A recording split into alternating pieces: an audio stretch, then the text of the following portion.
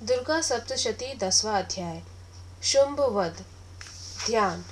मैं मस्तक पर अर्धचंद्र धारण करने वाली शिव शक्ति स्वरूपा भगवती कामेश्वरी का हृदय में चिंतन करता हूँ। वे तपाए हुए सुवर्ण के समान सुंदर है। सूर्य, चंद्रमा और अग्नि, ये ही तीन उनके नेत्र हैं तथा वे अपने मनोहर हाथों में धनुष, बाण, अंकुश, पाश और शूल धारण किए हुए हैं। ऋषि जी कहते हैं, राजन, अपने प्राणों के समान प्यारे भाई निशुंभ को मारा गया देख तथा सारी सेना का संहार होता जान शुंभ ने कुपित होकर कहा, दुष्ट दुर्गे, तू बल के अभिमान में आकर झूठ मूठ का घमंड न दिखा। तू बड़ी मानिनी बनी हुई है, किंतु दूसरी स्त्रियों के बल का सहारा लेकर लड़ती है। देवी बोली, ओ दुष्ट, मैं अकेली ही हूँ। इस संसार में मेरे सिवा दूसरी कौन है? देख, ये मेरी ही विभूतियां हैं, अतः मुझ में ही प्रवेश कर रही हैं। तदनंतर ब्राह्मणी आदि समस्त देवियां अंबिका देवी के शरीर में लीन हो गई। उस समय केवल अंबिका देवी ही रह गई। देवी बोली, मैं अपनी ऐश्वर्य शक्ति से अनेक रूपों में यहाँ उपस्थित हुई थी। उन सब रूपों के मन मैंने समेट लिया है। अब अकेली ही युद्ध में खड़ी हूँ, तुम भी स्थिर हो जाओ। ऋषि कहते हैं, तदनंतर देवी और शुंभ दोनों में सब देवताओं तथा दानवों के देखते देखते भयंकर युद्ध छिड़ गया। बाणों की वर्षा तथा तीखे शस्त्रों एवं दारुण अस्त्रों के प्रहार के कारण उन दोनों का युद्ध सब लोगों के लिए बड़ा भयानक प्रतीत हुआ।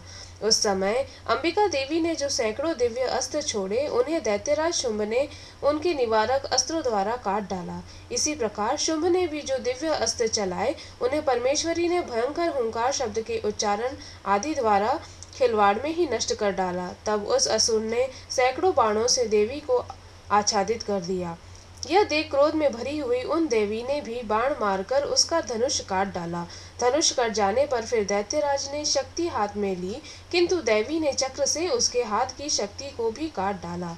तत्पश्चात दैत्यों के स्वामी शुंभ ने 100 चांद वाली चमकती हुई ढाल और तलवार हाथ में ले उस समय देवी पर धावा किया।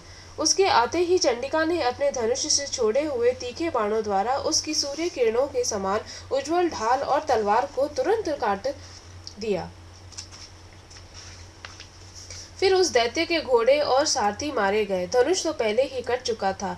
अब उसने अंबिका को मारने के लिए उद्यत हो भयंकर मुदगर हाथ में लिया। उसे आते देख देवी ने अपने तीक्ष्ण बाणों से उसका मुदगर भी काट डाला।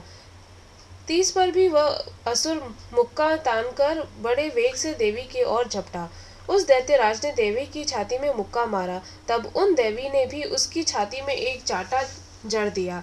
देवी का थप्पड़ खाकर दैत्यराज शुंभ पृथ्वी पर गिर पड़ा, किंतु पुनः सहसा पूर्वत उठकर खड़ा हो गया। फिर वह उछला और देवी को ऊपर ले जाकर आकाश में खड़ा हो गया। तब चंडिका आकाश में भी बिना किसी आधार के ही शुंभ के साथ युद्ध करने लगी। उस समय दैत्य और चंडिका आकाश में एक दूसरे से लड़ने लगे। उनका यह युद्ध पहले सिद्ध और मुनियों को विस्मय में डालने वाला हुआ। फिर अंबिका ने शुंभ के साथ बहुत देर तक युद्ध करने के पश्चात उसे उठाकर घुमाया और पृथ्वी पर पटक दिया। पटके जाने पर पृथ्वी पर आने के बाद वह दुष्ट आत्मा दैत्य पुनः चंडिका का वध करने के लिए उनकी ओर बड़े वेग से दौड़ा। तब समस्त दैत्यों के राजा शुंभ को अपनी ओर आते देख देवी ने त्रिशूल से उसकी छाती छेदकर उसे पृथ्वी पर गिरा दिया।